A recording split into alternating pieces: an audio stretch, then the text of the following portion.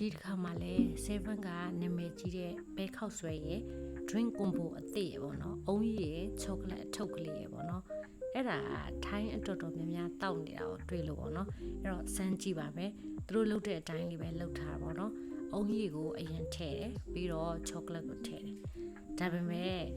ဒီအရသာကိုမပြောပြသေးခင်မှာအရင်ဆုံး7ကဒီဘဲခောက်ဆွဲအကြောင်းပြောပြမယ်ပေါ့နော်သူကစားကောင်းတယ်လို့good review တွေရထားတယ်ပေါ့နော်အဲ့တော့စားကြည့်တော့သူက microwave ထဲမှာနှွေးပေးတာပေါ့နော်အဲ့တော့နည်းနည်းလေးခောက်ဆွဲအသားမာတယ်ဒါပေမဲ့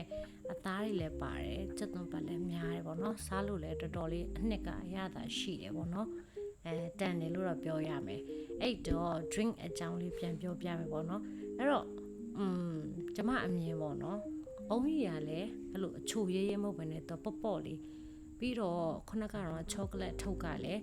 ချိုရဲနာမဟုတ်တကယ်ကိုအမှုတ်ရတာအဲ့လိုပြပြနက်နက်လေးအဲ့တော့နှစ်ခုပေါင်းတဲ့အရသာကပေါ့လေးနဲ့ကောင်းတယ်